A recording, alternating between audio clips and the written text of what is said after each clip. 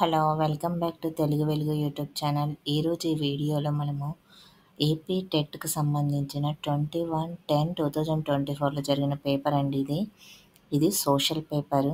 School అసిస్టెంట్‌కి మనకి use అవుతది. Plus హెచ్‌జిటికి కూడా యూజ్ అవుతదనే ఉద్దేశంతో ఈ పేపర్ అయితే తీసుకున్నాను. చాలామంది సోషల్ బిట్స్ పెట్టమని అడుగుతున్నారు. అందుకని ఈరోజు ఈ వీడియోలో సోషల్ బిట్స్ అయితే నేను అప్‌లోడ్ అయితే చేస్తున్నానండి.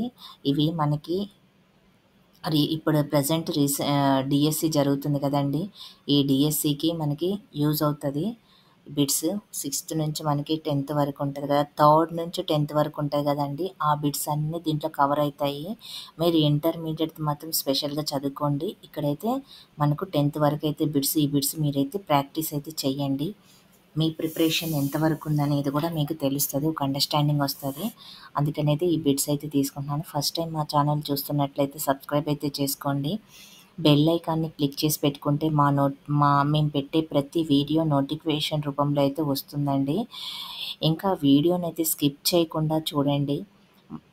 మొత్తం వీడియోనైతే చూస్తే మీకు ఒక క్లారిటీ అయితే వస్తుంది.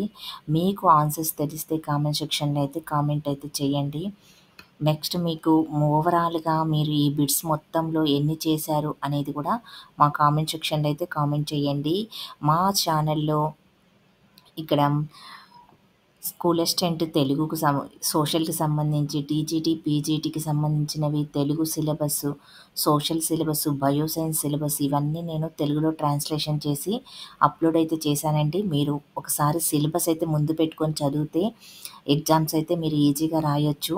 మనకిప్పుడు టైం తక్కువ ఉంది కాబట్టి మీరు ఆ సిలబస్‌నైతే ఒకసారి చూసి మీరు చదవడానికైతే ట్రై చేయండి. మనకి మొత్తము 40 మార్క్స్‌కైతే వస్తదండి ఈ క్వెషన్ పేపరు డీఎస్సీకి. 40 మార్క్స్ అంటే మనకి 80 బిట్స్ అయితే వస్తాయి. డీఎస్సీలో హాఫ్ మార్కే ఉంటుంది. టెట్‌లోనేమో మనకి 1 మార్క్ అయితే ఉంటుంది.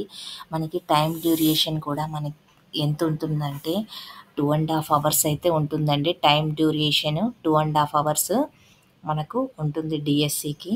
ఇవైతే మీరు 2½ అవర్స్‌లో మీరు ఈ బిట్స్ అన్నీ అయితే 180 బిట్స్ అయితే మీరు చేయాల్సయితే ఉంటుంది. 160 బిట్స్ అయితే చేయాల్సయితే ఉంటుందండి. చూడండి ఫస్ట్ క్వెషన్ అయితే చూద్దాము. ఇంకొక విషయం అండి, ఈరోజు మనకి హాల్ టికెట్లు అయితే డౌన్‌లోడ్ అయితే అవుతున్నాయి. మీరు అవైతే డౌన్‌లోడ్ చేసుకొని హాల్ టికెట్లు మీకెక్కడ పడింది సెంటరు అనేదైతే చూసుకోండి.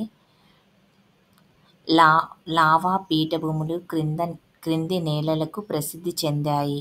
ఫస్ట్ ఆప్షన్ నల్లరేగడి నేలలు, సెకండ్ ఆప్షన్ ఎర్ర నేలలు, థర్డ్ ఆప్షన్ ఒండ్రు నేలలు, ఫోర్త్ ఆప్షన్ ఇసుక నేలలు. లావా పీఠభూములు క్రింది నేలలకు ప్రసిద్ధి. లావా పీఠభూములు ఎక్కడుంటాయండి? ఎక్కువగా మనకి నల్లరేగడి నేలల్లో ఉంటాయంట. చూడండి నల్లరేగడి నేలలు అనేది ఇక్కడ right answer. Plus English medium, Telugu medium ఉందండి. 2 చూడండి మీరు ఇంగ్లీషు, తెలుగు. క్రింది వాని నుండి చైనాలో ప్రవహించు నదిని గుర్తించండి. First option Volga, second option Hwang Ho, third option Nile, fourth option Euphrates. చూడండి చైనాలో ప్రవహించే నది అంటే మీకు ఎమ్మటే గుర్తు రావాల్సింది హొయాంగ్-హో. సింధు ప్రజలు పూజించిన చెట్టు ఏమిటి? మర్రి చెట్టు మరియు వేప చెట్టు. సెకండ్ ఆప్షన్ యూకలిప్టస్ మరియు టేకు చెట్టు. థర్డ్ ఆప్షన్ రావి మరియు వేప చెట్టు. ఫోర్త్ ఆప్షన్ టేకు మరియు మర్రి చెట్టు. ఇక్కడ సింధు ప్రజలు పూజించే చెట్టు మర్రి మరియు వేప చెట్ట, లేకపోతే వాళ్ళు ఇక్కడ రావి మరియు వేప చెట్టునైతే వాళ్ళు పూజించారు ఎక్కువగా. ఈ సింధు నాగరికత కూడా చాలా ఇంపార్టెంట్ అండి. వీటిలలో బిట్స్ అయితే చూడండి ఎలా ఇస్తున్నారనేది. గాంధార జనపద ఈ నదీ తీరాన నెలకొన్నది. గంగా నది. సెకండ్ ఆప్షన్ రావి, third option Sutlej, fourth option Jhelum. చూడండి మనకి గాంధార జనపదము ఏ నది? జీలం నది తీరాన నెలకొని ఉంది. నెక్స్ట్ చూడండి సమ్యక్ సాధన అనగా ఫస్ట్ ఆప్షన్ చెడుని ఎదిరించడము, సెకండ్ ఆప్షన్ ధ్యానం సాధన చేయడము, థర్డ్ ఆప్షన్ ఆలోచనను నియంత్రించడము, ఫోర్త్ ఆప్షన్ ఇతరుల మంచి కోసం పని చెయ్యడము. సమ్యక్ సాధన అంటే చెడును ఎదిరించడము. పర్యావరణం ఎన్విరాన్మెంట్ అనే పదము ఎన్విరోనర్ అనే ఈ భాషా పదం నుండి ఉత్పన్నమైంది. First option Greek, second option French, third option Latin, fourth option German. చూడండి, ఫ్రెంచ్ నుంచి పర్యావరణము అనే పదము ఉత్పన్నమైంది.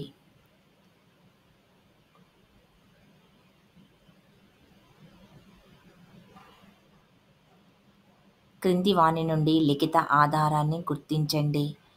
ఫస్ట్ ఆప్షన్ స్తూపము, సెకండ్ ఆప్షన్ ఆభరణాలు, థర్డ్ ఆప్షన్ విదేశీ యాత్రికుల కథనాలు, ఫోర్త్ ఆప్షన్ దేవాలయ గోడ శాసనాలు.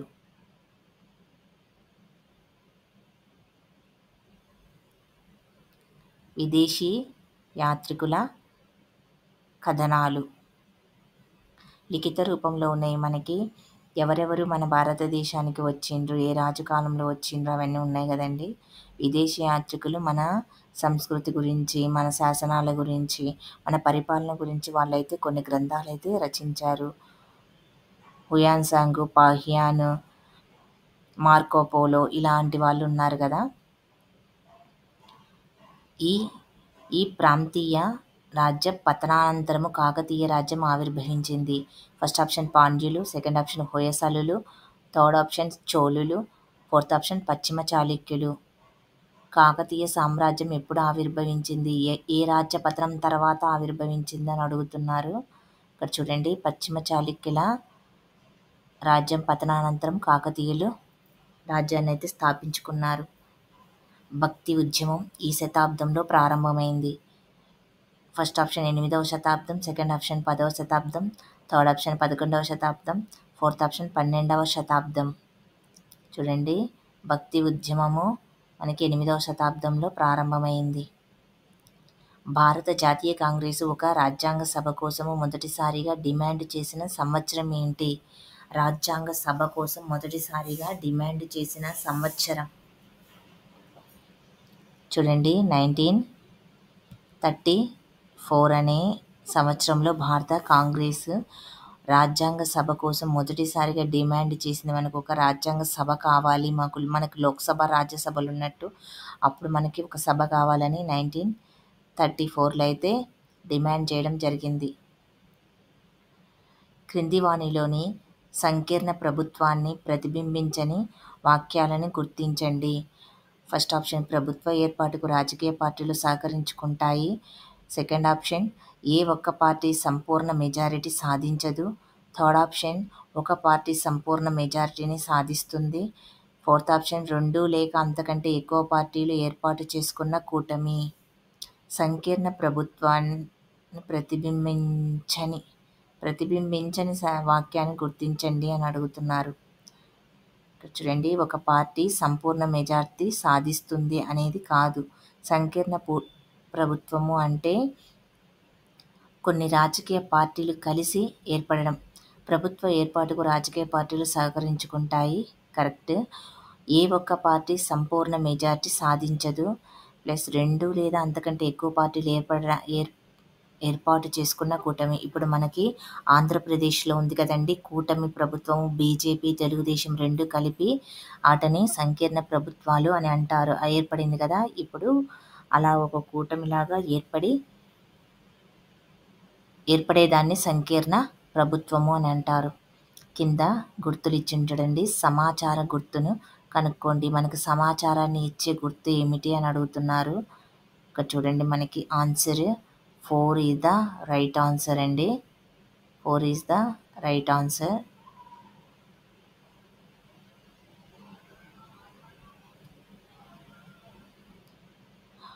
వారాంతపు మార్కెట్ సాధారణ మార్కెట్ ధరల కంటే తక్కువ ధరకు వస్తువులను విక్రయించగలుగుటకు గల కారణం ఏమిటి?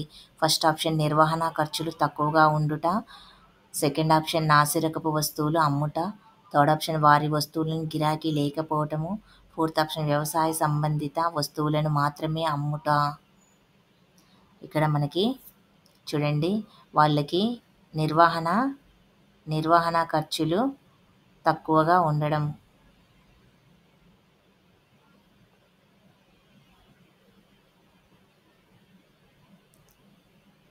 సిటీస్, అంబ్రేలీ, షెల్టర్ బెల్ట్స్, నేలలు ఏర్పడుట. నీటి మార్ నీటి మార్కెట్, అంతర్జాతీయ ఒప్పందము, మాతృశిల స్వభావము, కోస్తా ప్రాంతము. ఇక్కడ చూడండి, మీకు వీటినైతే జతపరచమైతే అడుగుతున్నారు. ఆన్సర్ ఏమో మనకి ఇక్కడ సెకండ్ ఆన్సర్. సిఐటిఎస్ సైట్స్ అంటే అంతర్జాతీయ ఒప్పందాలు, అంతర్జాతీయ ఒప్పందము.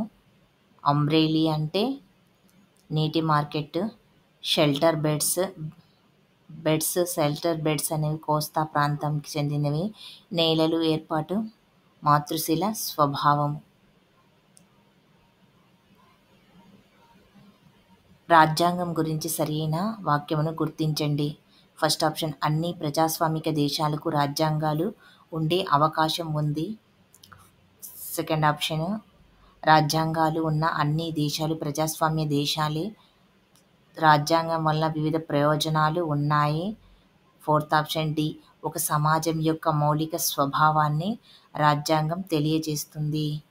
ఒక సమాజం యొక్క మౌలిక స్వభావాన్ని తెలియజేస్తుంది. రాజ్యాంగం వల్ల వివిధ ప్రయోజనాలు అయితే ఉన్నాయి మనకి. రాజ్యాంగం ఉన్న అన్ని దేశాలు ప్రజాస్వామ్య దేశాలే. సరి అయిన వాక్యం గుర్తించండి అని అడుగుతున్నారు. రాజ్యాంగం ఉన్న అన్ని దేశాలు ప్రజాస్వామ్య దేశాలే అని అయితే ఇక్కడ ఆన్సర్ అయితే ఇచ్చారు. ఇక్కడ అన్ని దేశాలు ఇక్కడ కాదండి, ఇక్కడ ఉన్నాయి ఆప్షన్స్ చూడండి. అన్ని ప్రజాస్వామిక దేశాలు రాజ్యాంగాలు ఉండే అవకాశం ఉంది. అన్ని దేశాలకి ఉండే అవకాశం అయితే ఉంటుంది, కానీ ఇక్కడ రాజ్యాంగాలు ఉన్న అన్ని దేశాలు ప్రజాస్వామ్య దేశాలు కాదండి.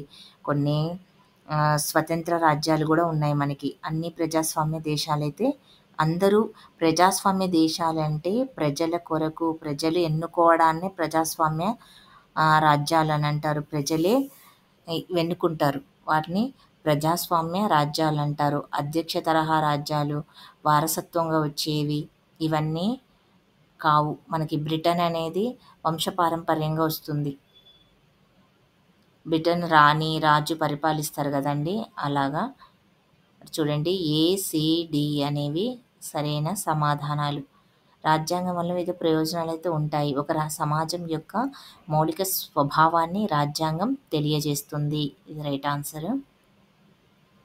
మనం ఎలా ఉండాలి, మనం ఒక రాజ్యాంగాన్ని అయితే తయారు చేసుకున్నాం కదండి, మనం ఎలా పరిపాలించుకోవాలి అనే దాని గురించి అయితే రాజ్యాంగంలో అయితే ఉంటుంది. ఆర్టికల్స్, షెడ్యూల్స్ అన్నీ ఉన్నాయి కదా.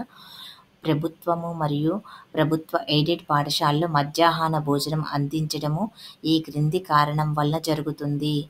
చూడండి, ఫస్ట్ ఆప్షన్ ప్రజా ప్రయోజనాల వాద్యము, సెకండ్ ఆప్షన్ తొలి సమాచార నివేదిక, థర్డ్ ఆప్షన్ ఎన్నికల సంఘము, ఫోర్త్ ఆప్షన్ హైకోర్టు. చూడండి, ప్రభుత్వము మరియు ప్రభుత్వ ఎయిడెడ్ పాఠశాలలో మధ్యాహ్న భోజనం అందించడం అనేది ఒక ప్రజాస్వామ్య ప్రయోజనాల వాద్యము.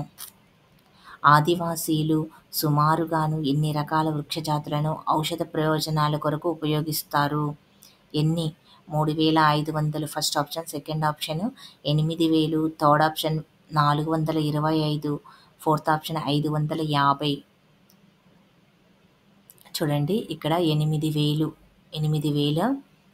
వృక్ష జాతులను వీళ్ళ ఔషధ మొక్కలుగాను ఔషధ ప్రయోజనాల కొరకు ఉపయోగిస్తారు.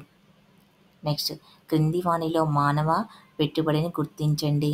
మానవ పెట్టుబడి: సూర్యరశ్మి, వర్షపాతము, ఉష్ణోగ్రత, రసాయనాలు. ఇక్కడ ఇవన్నీ ప్రకృతి నుంచి మనకి సహజంగానే వస్తాయండి. ఇక్కడ మానవ పెట్టుబడి అని అడిగాడు కాబట్టి ఇక్కడ మనకి రసాయనాలు అనేది రైట్ ఆన్సర్.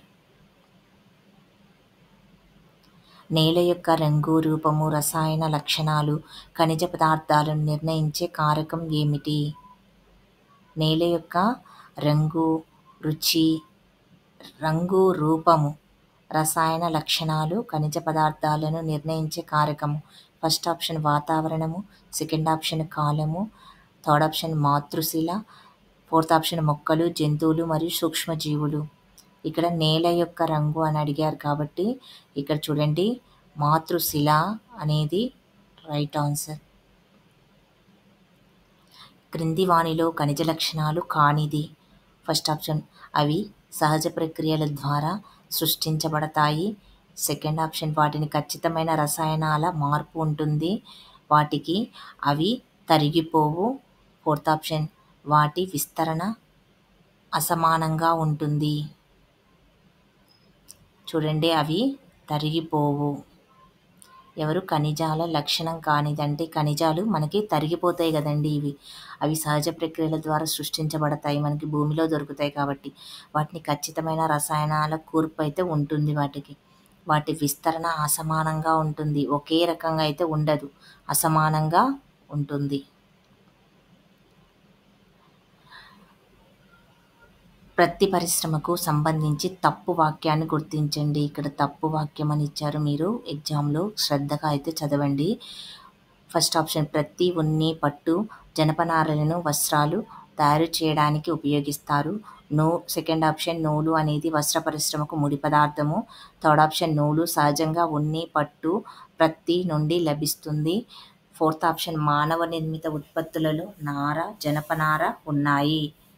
మానవ నిర్మిత ఉత్పత్తులలో నార, జనపనార ఉన్నాయి. చూడండి ఇక్కడ తప్పుగా జతపరిచింది. మానవ నిర్మితంలో నార, జనపనార అనేటివి మనం నిర్మిస్తామంటే అవి కూడా మనము భూమిలో వేసి పండించాల్సిందే. నూలు సహజంగా ఉన్ని, పట్టు, ప్రత్తి నుండి లభిస్తుంది. ఉన్ని, పట్టు నుంచే లభిస్తుంది సహజంగా నూలు అనేది. నూలు అనేది వస్త్ర పరిశ్రమకు ముడి పదార్థము. ప్రత్తి, ఉన్ని, పట్టు, జనపనారను వస్త్రాలు తయారు చేయడానికైతే ఉపయోగిస్తారు. ఇక్కడ మనకు తప్పుగా జతపరిచిన వాక్యం అడిగారు. వలస పాలనలోని భారతదేశంలోని బ్రిటిష్ వారు సర్వే నిర్వహించడానికి కారణాలు. వలస పాలనలో భారతదేశంలో బ్రిటిష్ వారు సర్వే నిర్వహించడానికి కారణం ఏమిటి? ప్రతి 10 సంవత్సరాలకు ఒకసారి జనగణన సిద్ధం చేయడానికి, సమర్థవంతమైన పరిపాలన కోసం అవసరమైన సమాచారాన్ని సేకరించడానికి. థర్డ్ ఆప్షన్ భూభాగము, నేల నాణ్యత మరియు పంటల నమూనా గురించి తెలుసుకోవడానికి. ఫోర్త్ ఆప్షన్ ప్రజలు మతపరమైన విశ్వాసాలను మాత్రమే నమోదు చేయడానికి. ఆప్షన్స్ చూడండి. ఇక్కడ 10 సంవత్సరాలకు జనగణన సిద్ధం చేయడానికి ఉంటుంది. సమర్థవంతమైన పరిపాలన కోసం అవసరమైన సమాచారాన్ని సేకరించడానికి అయి ఉండొచ్చు. భూభాగము, నేల నాణ్యత మరియు పంటల నమూనా గురించి తెలుసుకోవడము. ప్రజల మతపరమైన విశ్వాసాలను మాత్రమే నమోదు చేయడం ఇదైతే కాదండి.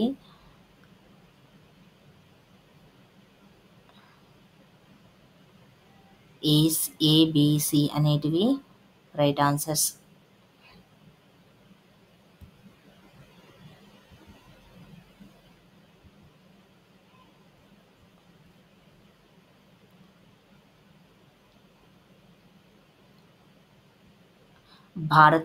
భారత ప్రజలకు వారి కర్తవ్యం గురించి స్వామి వివేకానంద్ అందించిన సందేశం ఏమిటి? ఫస్ట్ ఆప్షన్ చూడండి సాంకేతిక పురోగతులపైన దృష్టి పెంచడము. సెకండ్ ఆప్షన్ సంకుచిత భావాల నుండి బయటపడి దేశ సేవకు కృషి చేయాలని. థర్డ్ ఆప్షన్ భారతదేశం యొక్క వలస సంబంధాలను ప్రోత్సహించడము. ఫోర్త్ ఆప్షన్ భారత్ను విడిచి విదేశాల్లో స్థిరపడటము. ఇక్కడ భారత ప్రజలకు వారి కర్తవ్యం గురించి స్వామి వివేకానంద్ అందించిన సందేశం ఏమిటి? ఇక్కడ చూడండి ఆన్సర్ చూడండి సంకుచిత భావాల నుండి బయటపడి దేశ సేవకు కృషి చెయ్యాలి అనేది చెప్పడం అయితే జరిగింది. విద్య ఒక వ్యక్తి బుద్ధి, ఆత్మజ్ఞాన వికాసానికి దోహదపడాలని పేర్కొన్న వారు ఎవరు? First option Swami Vivekanand. Second option Sarvepalli Radhakrishnan. Third option Mahatma Gandhi. Fourth option doctor B R Ambedkar. చూడండి మహాత్మా గాంధీ చెప్పారు విద్య ఒక వ్యక్తి బుద్ధిని, ఆత్మజ్ఞాన వికాసానికి దోహదపడాలని. విద్య అనేది వ్యక్తి యొక్క బుద్ధి, ఆయన ఆత్మను మార్చుకోవాలి, ఆత్మలో జ్ఞానాన్ని సంపాదించాలని చెప్పింది ఎవరు? మహాత్మా గాంధీ. శారీరకంగా, ఆరోగ్యంగా మరియు నైతికంగా మంచివారిగాను మనుగడ సాగించడానికి మానవ జాతి తప్పనిసరిగా ఈ విధంగా చెయ్యాలి అని మీరా బెహెన్ చెప్పారు. ఫస్ట్ ఆప్షన్ శాస్త్రీయ పరిశోధనలో మరింత పెట్టుబడి పెట్టాలి అని.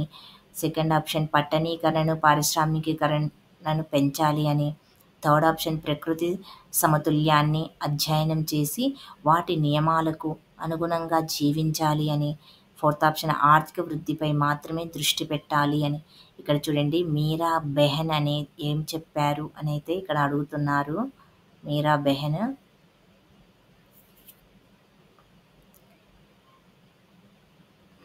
చూడండి ప్రకృతి సమతుల్యాన్ని అధ్యయనం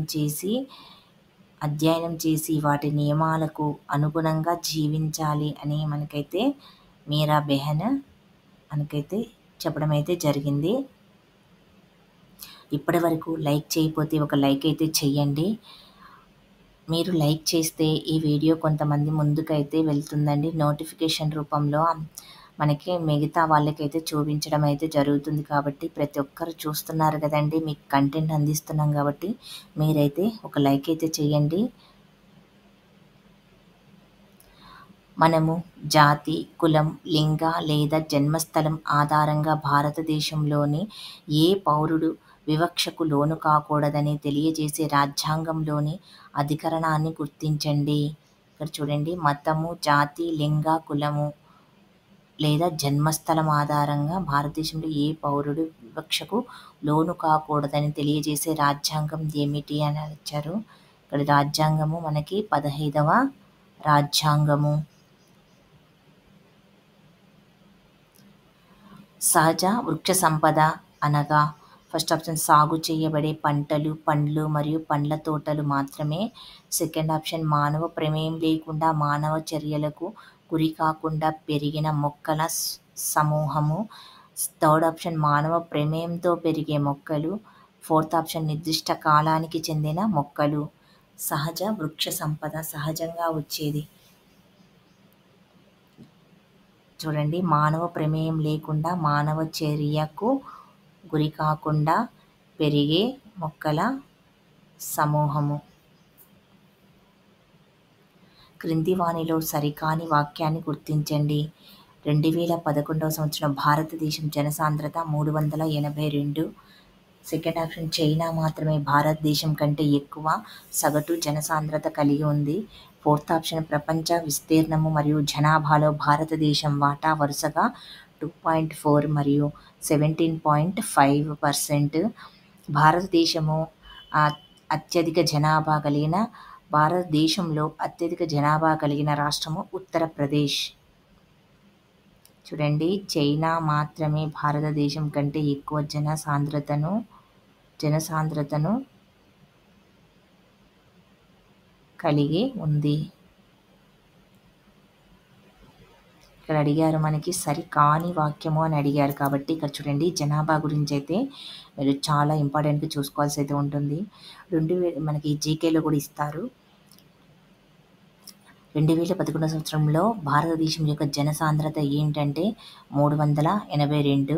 నెక్స్ట్ ప్రపంచ విస్తీర్ణం మరియు జనాభాలో భారతదేశం వాటా వరుసగా విస్తీర్ణంలోనేమో 2.4% అయితే ఉంటుంది. ప్రపంచంలో జనాభాలోనేమో 17.5% అయితే ఉంది. భారతదేశంలోని అత్యధిక జనాభా కలిగిన రాష్ట్రం ఏది అని అంటే ఉత్తరప్రదేశ్. ఇక్కడ మనకి 3 బిట్లు అయితే వచ్చేసాయండి. ఇక్కడ జమ్మూ కాశ్మీర్కు చెందిన గుజ్జర్ బకర్వాల్ అనే సంచార పశు పోషకులు ఈ పేరుతో సమూహంగా ఏర్పడి ప్రయాణాన్ని సాగించేవారు. First option Lahaul, second option గడ్డి, third option ringal, fourth option Kapila. చూడండి కపిలా అనేది ఇక్కడ సరైన సమాధానం. జమ్మూ కాశ్మీర్కి చెందిన గుజ్జర్ బకర్వాల్. లోక్సభలోని షెడ్యూల్ కులాలు మరియు షెడ్యూల్ తెగల వారికి రిజర్వ్ చేయబడిన స్థానాల సంఖ్య వరుసగా. చూడండి మనకి ఇక్కడ అడిగింది లోక్సభలో అడిగారు. షెడ్యూల్ కులాలు మరియు షెడ్యూల్ తెగలు ఎస్సీ వాళ్ళు, ఎస్టీ వాళ్ళకి రిజర్వేషన్ యొక్క స్థానాల సంఖ్య ఎంత అని అడుగుతున్నారు. First option 84, 87. Second option 47, 84. Third option 83, 42. Fourth option 86, 45. చూడండి, మనకి లోక్సభలో ఎస్సీ వాళ్ళకి 84, ఎస్టీ వాళ్ళకి 47 అయితే లోక్సభలో స్థానాలు అయితే ఉన్నాయి వాళ్ళకి. 1999లో ప్రారంభించబడి బ్యాంకుల ద్వారా రుణ సదుపాయం మరియు ప్రభుత్వ రాయితీల ద్వారా సహాయం పొందిన పేద కుటుంబాలను స్వయం సహాయ గ్రూపులుగా ఏర్పాటు చేయడం ద్వారా వారిని దారిద్ర్య రేఖకు దిగువకు తీసుకురావడము ఈ కార్యక్రమం యొక్క లక్ష్యము.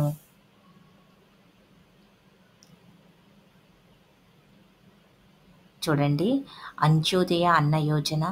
Second option Swarna Jayanti Gram Rozgar Yojana. Third option Pradhan Mantri Gramodaya Yojana.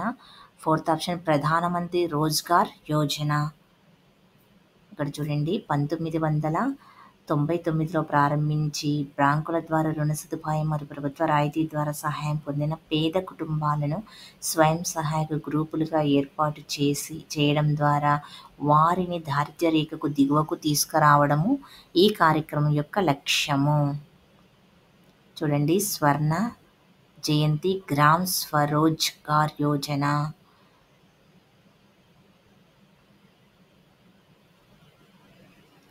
మన దేశంలో ఆహార భద్రత ఎప్పుడు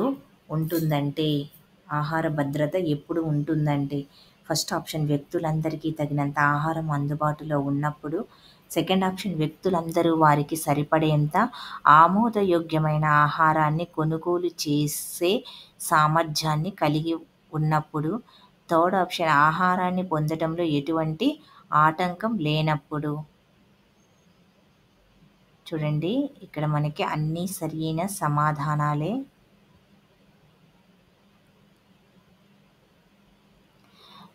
కుడంకులం అణు విద్యుత్ కేంద్రం తమిళనాడులోని ఈ క్రింది జిల్లాలో కలదు. ఫస్ట్ తిరునల్వేలి.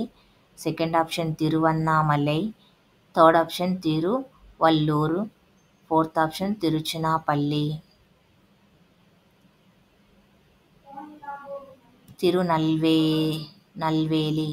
తిరునల్వేలి అనేది ఇక్కడ సరైన సమాధానము. ఈ క్రింది వానిలో వాతావరణ మార్పు ప్రభావాలను గుర్తించండి. ఫస్ట్ ఆప్షన్ సముద్ర మట్టం పెరుగుదల. సెకండ్ ఆప్షన్ కరువులు, వరదలు ఎక్కువయ్యే అవకాశము.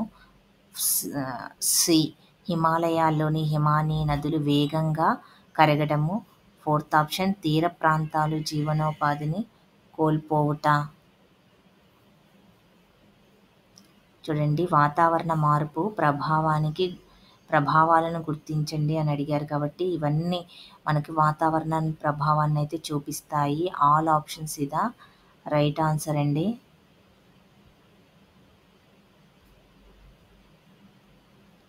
సింధు నదికి ఉపనది కానిది చెప్పండి. బియాస్, చీనాబ్, కోసి, జీలం. చూడండి, కోసి అనేది సింధు నదికి ఉపనది కాదు. రావి, బియాస్, సట్లెజ్, జీలం అనేటివి ఉపనదులు సింధు నదికి. సిమ్లా నగరము నిజానికి ఇంతమంది జనాభా కోసము ఉద్దేశించబడింది. ఎంతమంది జనాభా కోసం ఉద్దేశించబడింది. First option 1,00,000. Second option 75,000. Third option 50,000. Fourth option 25,000. చూడండి, మనకి సిమ్లా నగరాన్ని ఎంతమంది ఉండడానికంటే 25,000 మంది ఉండడానికి ఉద్దేశించబడింది. నెక్స్ట్, వస్తు సేవలను ఉత్పత్తి చేయడానికి ఉత్పత్తిదారునకు అవసరమైన 4వ రకము. వ్యాపార దక్షత. సెకండ్ ఆప్షన్ ముడి సరుకు. థర్డ్ ఆప్షన్ పెట్టుబడి. ఫోర్త్ ఆప్షన్ శ్రామికులు.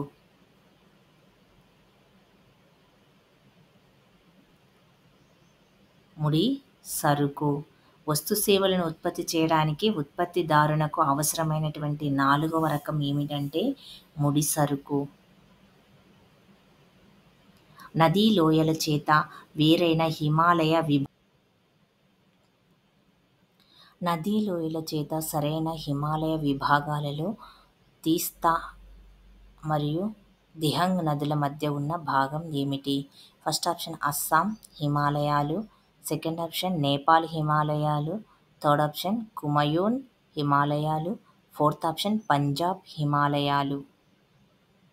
చూడండి, మనకి ఆప్షన్ అయితే అస్సాం హిమాలయాలు. నదీ లోయల చేత వేరైన హిమాలయ విభాగాలలో తీస్తా మరియు దిహంగ్ నదుల మధ్య ఉన్న భాగాన్ని అస్సాం హిమాలయాలు అని అంటారు. నెక్స్ట్ 29. భారతదేశంలో 1961-2011 మధ్య కాలంలో పట్టణ జనాభాలో అధిక పెరుగుదలకు కారణం. మనకి 1961 నుంచి 2011 మధ్య మనకి పట్టణ జనాభా అధికంగా పెరగడానికి కారణం అడుగుతున్నారు.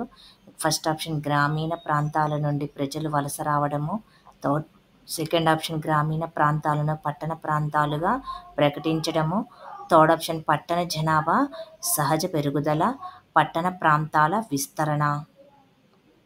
చూడండి, పట్టణ జనాభా సహజ పెరుగుదల.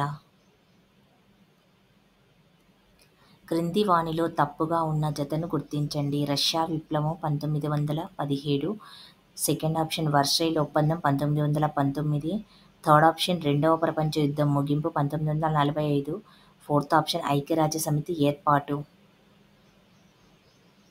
చూడండి, ఐక్యరాజ్య సమితి ఏర్పాటు 1946 అనేది సరికాని సమాధానం. రెండవ ప్రపంచ యుద్ధం 1945లో జరిగింది. వర్సైల్స్ ఒప్పందం 1919లో జరిగింది.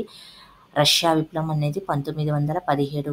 ఇక్కడ మనకు అడిగింది తప్పుగా జతపరిచింది అని అడిగారు కాబట్టి ఇది తప్పుగా జతపరచడం అయితే జరిగింది. మీకు ఐక్యరాజ్య సమితి ఎప్పుడు స్థాపించారో కామెంట్ సెక్షన్ అయితే కామెంట్ అయితే చేయండి. ప్రజలు ఎన్గోడిన్ డీమ్ యొక్క నియంతృత్వ పాలనను జాతీయ విముక్తి సమాఖ్య అనే పేరుతో వ్యతిరేకించిన దేశం ఏమిటి? First option China, second option Vietnam, third option Nigeria, fourth option France. చూడండి, వియత్నాం అనేది ఇక్కడ సరైన సమాధానం. రెండవ ప్రపంచ యుద్ధ సమయంలో భారతీయులు స్వతంత్రం పొందడానికి ఎక్కువ సుముఖంగా ఉన్న బ్రిటన్లోని పార్టీ ఏమిటి? రెండవ ప్రపంచ యుద్ధంలో భారతీయుల స్వతంత్రం పొందడానికి ఎక్కువ సుముఖంగా ఉన్న బ్రిటన్లోని party. First option conservative party, second option independents group, third option labour party, fourth option liberal Democrats. చూడండి, లేబర్ పార్టీ మనకి స్వతంత్రాన్ని ఇవ్వడానికి ఎక్కువగా సుముఖంగా ఉందంట.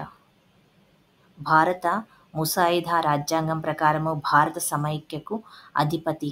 ఫస్ట్ ఆప్షన్ ప్రధానమంత్రి ముసాయిదా రాజ్యాంగంకి, సెకండ్ ఆప్షన్ ఉపాధ్యక్షుడు, థర్డ్ ఆప్షన్ సుప్రీంకోర్టు ప్రధాన న్యాయమూర్తి, ఫోర్త్ ఆప్షన్ అధ్యక్షుడు.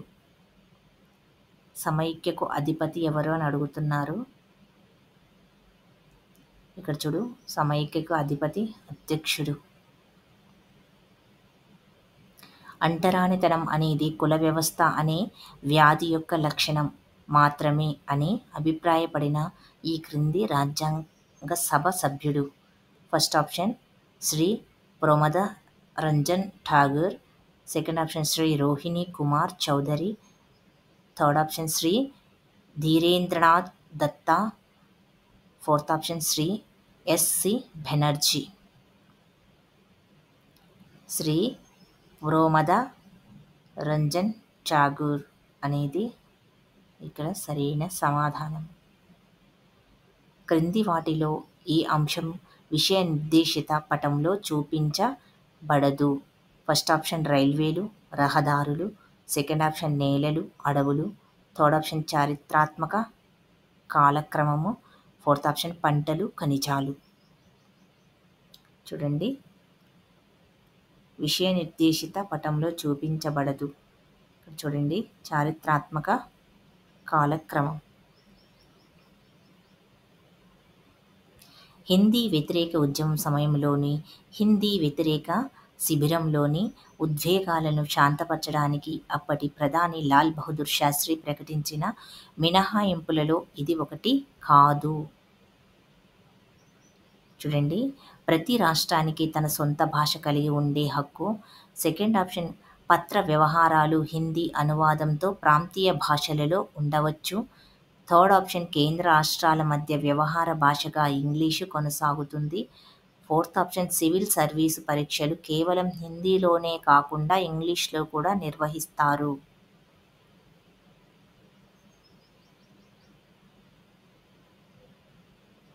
చూడండి, పత్ర వ్యవహారాలు హిందీ అనువాదంతో ప్రాంతీయ భాషలో ఉండవచ్చును అనేది ఇక్కడ సరికాని ఆన్సర్ అండి. ఇది సరైనది ఇక్కడ కాదు అని ఇచ్చాడు కాబట్టి ఈ ఆప్షన్ అయితే మనం సెలెక్ట్ చేసుకున్నాము.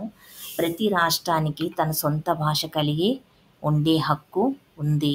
కేంద్ర రాష్ట్రాల మధ్య వ్యవహార భాషకు ఇంగ్లీషు కొనసాగుతుంది. సివిల్ సర్వీస్ పరీక్ష కేవలం హిందీలోనే కాకుండా ఇంగ్లీష్లో కూడా నిర్వహించాలని చెప్పేసి అప్పుడు లాల్ బహదూర్ శాస్త్రి ప్రకటించారు. క్రింది వానిలో ఐక్యరాజ్యసమితి అంగాల ప్రత్యేక విధులను గుర్తించండి. ఫస్ట్ ఆప్షన్ జాతీయ నేరాల నేపథ్యంలో న్యాయాన్ని అందించడము. సెకండ్ ఆప్షన్ పేదరికాన్ని నిర్మూలించడము. థర్డ్ ఆప్షన్ విద్య ఆరోగ్య సదుపాయాలను మెరుగుపరచడము. ఫోర్త్ ఆప్షన్ శాంతి భద్రతలను కాపాడటము.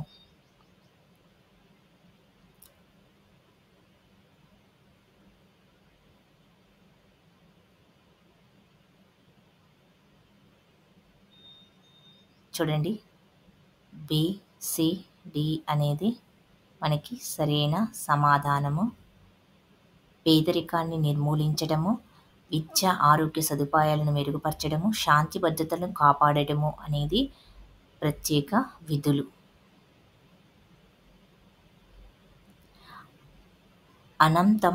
అనంత వైవిధ్యంతో కూడిన జీవాన్ని భూమి పోషించే శక్తిని కాపాడడము ఉద్దేశంగా కలిగి కాలక్రమంలోని సుస్థిరాభివృద్ధి అన్న భావనను ముందుకు తెచ్చిన ఉద్యమం ఏమిటి? ఫస్ట్ ఆప్షన్ నర్మదా బచావో ఆందోళన. సెకండ్ ఆప్షన్ గ్రీన్ పీస్ ఉద్యమము. థర్డ్ ఆప్షన్ సైలెంట్ వ్యాలీ ఉద్యమము. ఫోర్త్ ఆప్షన్ మైరా పైబీ ఉద్యమము.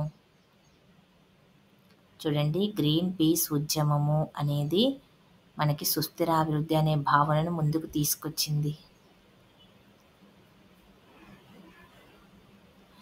నేరాలు, మురికివాడలు, డ్రగ్స్ వాడకం వంటి అంశాల పట్ల అవగాహన కలిగించే శాస్త్రం. ఫస్ట్ ఆప్షన్ భౌగోళిక శాస్త్రము. సెకండ్ ఆప్షన్ అర్థశాస్త్రము. థర్డ్ ఆప్షన్ సామాజిక శాస్త్రము. ఫోర్త్ ఆప్షన్ చరిత్ర. ఇక్కడ డ్రగ్స్, మురికివాడలు, నేరాలు మొదలైన అంశాల పట్ల అవగాహన కలిగించే శాస్త్రం ఏమిటి? సామాజిక శాస్త్రం. సునామీ కారణంగా కొన్ని లక్షల మంది ప్రాణాలను కోల్పోయారు, ఆస్తులను నష్టపోయారు. ప్రాణాలు కోల్పోవడము, ఆస్తులు నష్టపోవడము అనేది ఈ రకమైన సమస్యగా పరిగణిస్తారు. ఫస్ట్ ఆప్షన్ సాంఘిక సమస్య. సెకండ్ ఆప్షన్ పర్యావరణ సమస్య. థర్డ్ ఆప్షన్ ఆర్థిక సమస్య. ఫోర్త్ ఆప్షన్ సాంఘిక ఆర్థిక సమస్య. సునామీలు అంటే సాంఘిక ఆర్థిక సమస్య. సాంఘికంగా ఆర్థికంగా మనము నష్టపోతాము. చూడండి, సాంఘిక ఆర్థిక సమస్య.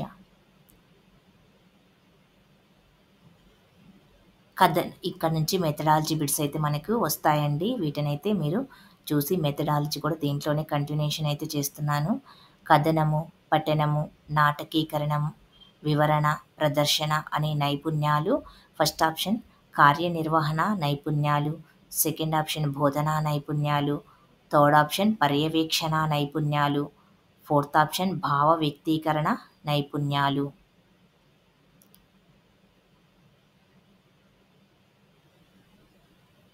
చూడండి, భావ వ్యక్తీకరణ నైపుణ్యాలు. పఠనం, కథనం, నాటకీయం, వివరణ, ప్రదర్శన అనే నైపుణ్యాలు ఏ నైపుణ్యాలంటే భావ వ్యక్తీకరణ నైపుణ్యాలు. బిల్లు, శాసనసభ, శాసనమండలి, గవర్నరు, చట్టం అనేటివి ఈ ప్రక్రియ ఈ ప్రక్రియ ఈ జ్ఞానం క్రిందకు వస్తుంది. ఫస్ట్ ఆప్షన్ భావన సంబంధిత జ్ఞానము, సెకండ్ ఆప్షన్ వాస్తవాలకు సంబంధించిన జ్ఞానము, థర్డ్ ఆప్షన్ విధానాత్మకమైన జ్ఞానము, ఫోర్త్ ఆప్షన్ మెటాకాగ్నిటివ్ జ్ఞానము.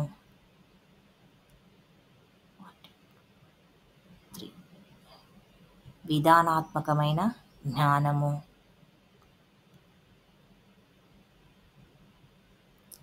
విషయ భారము, బహుత్వము, స్థానిక అంశాలు, శాస్త్రీయ దృక్పథము, సాధారణ బాధ్యతలు, వివిధ విభాగాల మధ్య పరస్పర సంబంధం వంటి ముఖ్యమైన అంశాలపై దృష్టి పెట్టిన కింది పత్రం. RTE 2009, second option NCF 2005, third option NCF SC 2023, fourth option SCF 2011. చూడండి, ఎన్సీఎఫ్ 2005.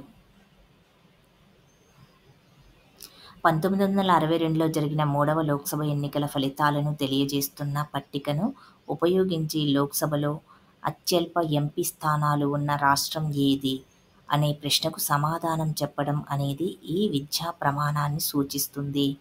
ఫస్ట్ ఆప్షన్ విషయ అవగాహన, సెకండ్ ఆప్షన్ ప్రశంస సున్నితత్వము, థర్డ్ ఆప్షన్ పఠన నైపుణ్యాలు, ఫోర్త్ ఆప్షన్ సమాచార సేకరణ నైపుణ్యాలు. చూడు, సమాచార సేకరణ నైపుణ్యాలు. భారతదేశ చరిత్రను ప్రాచీన యుగము, మధ్యయుగము, ఆధునిక యుగంగా విభజించి బోధించడం అనేది ఏకకేంద్ర ఉపగమనము, సెకండ్ ఆప్షన్ కాలానుగుణ ఉపగమనము, థర్డ్ ఆప్షన్ తార్కిక ఉపగమనము, ఫోర్త్ ఆప్షన్ వర్తులాకార ఉపగమనం. కాలానుగుణ ఉపగమనము. భారతదేశంలో మొట్టమొదటి జాతీయ విద్యా ప్రణాళిక చట్టం ప్రచురించిన సంవత్సరము. జాతీయ విద్యా ప్రణాళిక చట్టం మొదటిది అని అడగడం అయితే జరిగింది 1975, సెకండ్ ఆప్షన్ 1986, థర్డ్ ఆప్షన్ 2000 సంవత్సరము, ఫోర్త్ ఆప్షన్ 2005.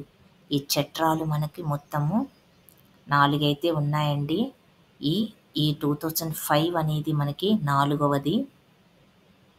మొదటిది 1975లో మనకి మొట్టమొదటి జాతీయ విద్యా ప్రణాళిక చట్టాన్ని అయితే ప్రారంభించారు. దాని కంటిన్యూషన్గా 1986లో ఇంకొక చట్టాన్ని జాతీయ విద్యా ప్రణాళిక చట్టం 1986ని చేశారు. తర్వాత 2000లో ఈ చట్టాన్ని జాతీయ ప్రణాళిక చట్టాన్ని చేశారు. ఇప్పుడు ప్రస్తుతం మనకి 2005 ప్రణాళిక చట్టం అయితే ఉంది. 6 నుండి 8వ తరగతుల వరకు వీటి ఆధారంగా పాఠాల రూపకల్పన జరుగుతుంది. ఫస్ట్ ఆప్షన్ ఇతివృత్తాలు, సెకండ్ ఆప్షన్ సామర్థ్యాలు, థర్డ్ ఆప్షన్ భౌగోళిక అంశాలు, ఫోర్త్ ఆప్షన్ ఆర్థిక అంశాలు. ఇతివృత్తాల ఆధారంగా మనకి బోధన అయితే జరుగుతుంది. తరగతి గదిని సమ్మిళితం చేయడంలో ఉపాధ్యాయుడి దృష్టి పెట్టాల్సిన పిల్లలను గుర్తించండి. ఫస్ట్ ఆప్షన్ అభ్యసనలో వెనుకబడిన పిల్లలు, ప్రత్యేక అవసరాలున్న పిల్లలు, ప్రజ్ఞావంతులైన పిల్లలు, వలస కుటుంబాల పిల్లలు. చూడండి, ఈ ఆప్షన్స్ అయితే మీరు సరైన సమాధానం చెప్పండి. అందరి పిల్లల మీద అయితే శ్రద్ధ అయితే పెట్టాలి. అభ్యసనలో వెనుకబడిన పిల్లల్ని దృష్టిలో పెట్టుకోవాలి, ప్రత్యేక అవసరాలున్న పిల్లల్ని గుర్తుపెట్టుకోవాలి, ప్రజ్ఞావంతులైన పిల్లలు, వలస కుటుంబాల పిల్లలు అందరి తరగతిలో సమ్మిళితంగా ఉపాధ్యాయుడు దృష్టిలో పెట్టుకుని పిల్లలకైతే పాఠాలు చెప్పాల్సి అయితే ఉంటుంది. క్రింది వాణిలో ప్రాచీన నలంద విశ్వవిద్యాలయంలో ప్రముఖంగాను ఉపయోగించిన బోధనా పద్ధతిని గుర్తించండి. ఫస్ట్ ఆప్షన్ ఉపన్యాస పద్ధతి, సెకండ్ ఆప్షన్ నాటకీకరణ పద్ధతి, థర్డ్ ఆప్షన్ చర్చా పద్ధతి, ఫోర్త్ ఆప్షన్ కల్పనా పద్ధతి. చూడండి, నలంద విశ్వవిద్యాలయంలో ప్రముఖంగా ఉపయోగించిన బోధనా పద్ధతి చర్చా పద్ధతి. విచారణాధార ఉపగమనంలోని ముఖ్య సోపానాలను గుర్తించండి.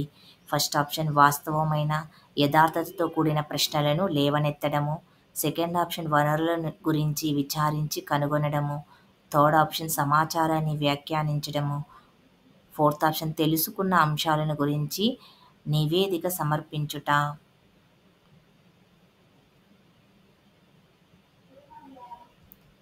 చూడండి, మనకి అన్ని సమాధానాలు సరి అయినవి. ఇక్కడ ముఖ్యమైన సోపానాలు విచారణాధార ఉపగమనంలోని ముఖ్యమైన సోపానాలు వాస్తవమైన యథార్థాలతో కూడిన ప్రశ్నలను లేవనెత్తడము, వనరుల గురించి విచారించి కనుక్కోవడము, సమాచారాన్ని వ్యాఖ్యానించడము, తెలుసుకున్న అంశాలను గురించి నివేదిక సమర్పించడము. మనం ఫస్ట్ యథార్థాలు వాటి గురించి ప్రశ్నలను లేవనెత్తాలి, తర్వాత వాటిని విచారణ చెయ్యాలి, తరువాత వాటిని వాటికి సంబంధించిన సమాచారాన్ని వ్యాఖ్యానించాలి, వ్యాఖ్యానించిన తర్వాత వాటికి నివేదికను తయారు చేసి మనము ప్రభుత్వానికి అయితే సమర్పించవలసి అయితే ఉంటుంది. అలాగా దీన్ని అయితే గుర్తుపెట్టుకోండి. ఇంతటితో ఈ వీడియో అయితే ఎండ్ చేస్తున్నానండి. ఇప్పుడు మీరు చూసినవన్నీ టెట్కి సంబంధించిన మెథడాలజీ, కంటెంట్కి సంబంధించిన బిట్స్, కంటెంట్ మెథడాలజీ బిట్స్ అయితే ఇవి టెట్ పేపర్లోవి. ఇప్పుడు టెట్కు యూజ్ అవుతాయి ఇవి. మనకి ఇప్పుడు రీసెంట్గా డిఎస్సి కూడా ఇవే బిట్స్ అయితే మ్యాక్సిమం మనకి 2 or 3 బిట్స్ అయితే దీంట్లో అయితే వస్తాయండి. అందుకనే మీరు ఈ పేపర్ని ఇప్పుడు రీసెంట్గా జరిగింది కాబట్టి ఈ మారిన సిలబస్ నుంచి వచ్చిన బిట్స్ కాబట్టి ఇవైతే మీరు ఖచ్చితంగా ప్రాక్టీస్ అయితే చేయండి. నేను ప్రతిరోజు మెథడాలజీ కానీ, సైకాలజీ, తెలుగు, సోషల్ బిట్స్ అయితే నేను అప్లోడ్ చేస్తూ ఉన్నానండి. మీరు మా ఛానల్ని అయితే ఫాలో అవ్వండి. ఫాలో అవుతే మీకు బిట్స్ అయితే కంటిన్యూగా వస్తూనే ఉంటాయి. ప్రతిరోజు వీడియో అయితే అప్లోడ్ అయితే చేస్తాను. ఇంతవరకు మీరు వీడియో చూసారు కదండి. చూసినందుకు ఒక లైక్ అయితే చెయ్యండి. మీ ఫ్రెండ్స్కి అవసరం ఉంటే మీ ఫ్రెండ్స్కి కూడా వీడియోని అయితే షేర్ అయితే చేయండి. మా ఛానల్లో ఉన్న సిలబస్ని, వీడియోస్ని అన్నిటిని అయితే మీరు ఒకసారి అయితే చెక్ చేయండి. నేను ప్లేలిస్ట్లో సైకాలజీ బిట్స్ అయితే చాలా వరకు రీసెంట్ పేపర్స్లో ఉన్నవైతే పెట్టడం అయితే జరిగిందండి. సైకాలజీ బిట్స్ని మీరు ప్రాక్టీస్ అయితే చేయండి. తెలుగు బిట్స్, సోషల్ బిట్స్ అయితే అప్లోడ్ చేస్తున్నానండి. అవి కూడా మీరు ప్లేలిస్ట్లోకి వెళ్ళి మీరు ఒక్కోటి డౌన్లోడ్ చేసుకొని బిట్స్ అన్నీ అయితే ప్రాక్టీస్ అయితే చేయండి. టెట్ డిఎస్సి రాసే వాళ్ళందరికీ అయితే ఆల్ ద బెస్ట్ అండి. మళ్ళీ నెక్స్ట్ వీడియోలో అయితే కలుసుకుందామండి. Thank you.